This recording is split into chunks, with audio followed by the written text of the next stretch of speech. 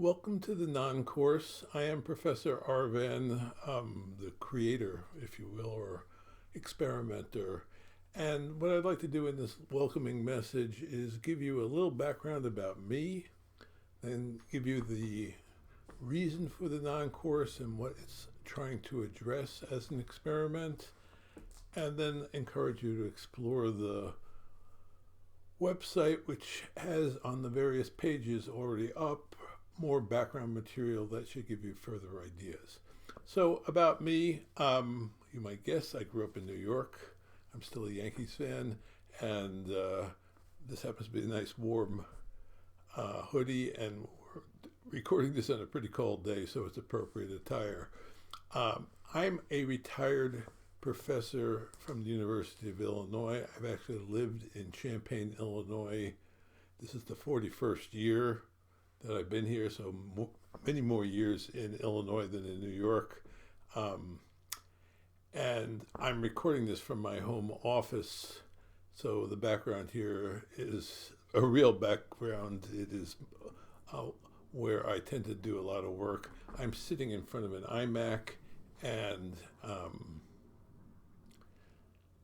that's the equipment I normally use to make recordings of this sort.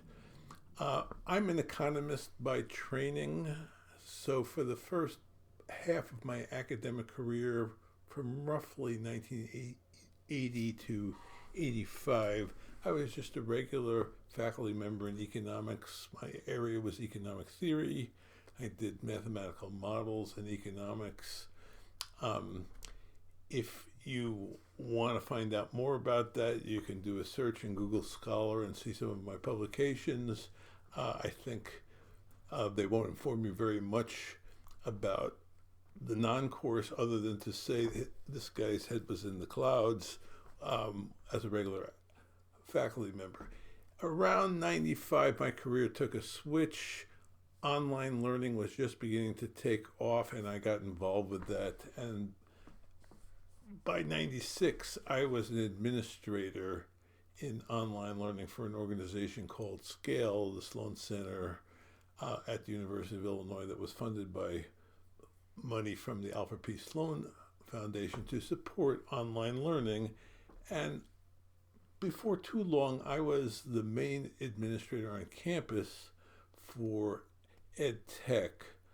And in the process of doing that, I felt I needed to understand learning a lot more. It wasn't just about the technology, it was about learning. And so I self-educated myself on various ideas about learning. There's a reading list on the course site. That reading list reflects my own personal idiosyncrasies about interesting things to read to understand ideas about learning. And if we ever get to that reading list, I will be personally invested in some of those pieces. About 15 years after I got into ed tech, I retired, and I've been retired now for about a decade. In retirement, I have taught typically one undergraduate course a year, an upper level course in the major in economics called The Economics of Organizations. And some of what I'm about to say is based on my teaching experience, but some of what I'm saying is broader than that, and you can read about these things in periodicals like Inside Higher Education or the Chronicle of Higher Education. So the first few years of doing that teaching, it was kind of rewarding, and I actually enjoyed it quite a lot. And then it started to slip, and it kept slipping.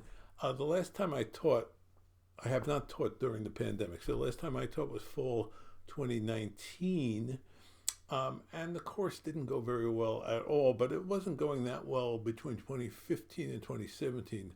I took a year off in 2018.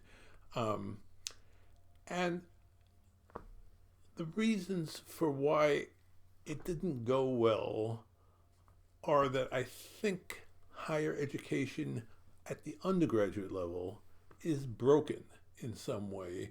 And I want to describe that breaking a little bit. There are three components to it.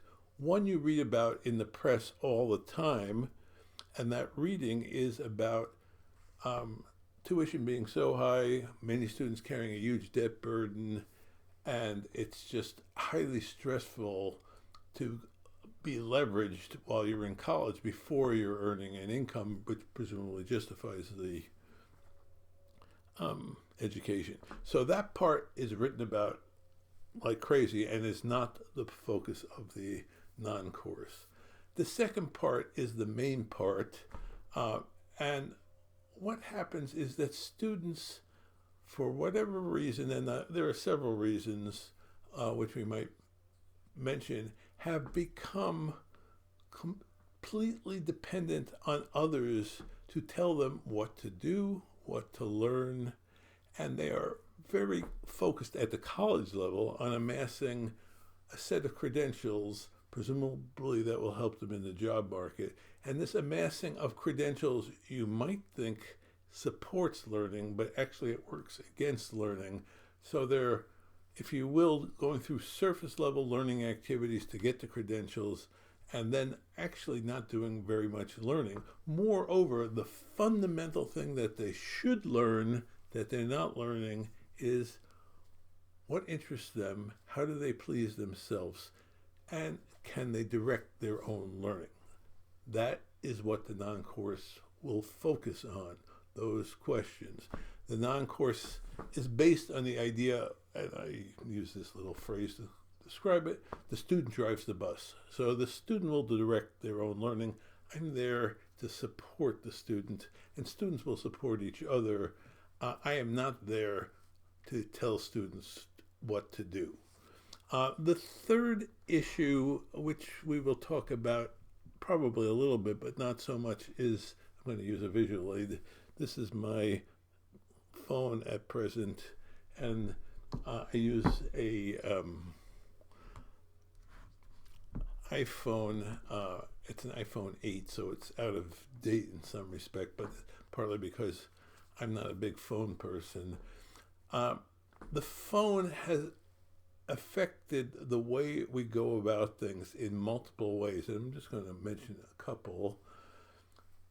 Students and everybody else, their head is in their phone almost all the time. If you go to class and you watch the students before the class session starts, everybody's head is in their phone. So they're absorbed with that. The phone lends itself to quick messaging, flitting from one thing to another thing, this general notion of multiprocessing. All of that goes against deeper learning. Deeper learning, you stay with the same thing, you slow down, you focus, you get absorbed in that, and you do that for an extended period of time, and the sense of time is actually lost because you're into the activity. The non-course wants to encourage that. So when I talk about reading, please don't read on your phone. If you have an e-reader, that's okay. If you have a laptop, that's probably okay too. If you are reading on paper, terrific. I actually read more now on the computer than I do on paper because my vision is so bad. I like to make the font bigger, and on paper the font is fixed, so you have that as an excuse. But the idea for us is to slow down things, to let your own mind get absorbed into the activity and learn how to do that. So there's a little background. Please read the other posts on the sites, and the blog on the site will update with further ideas about the non-course. Take care.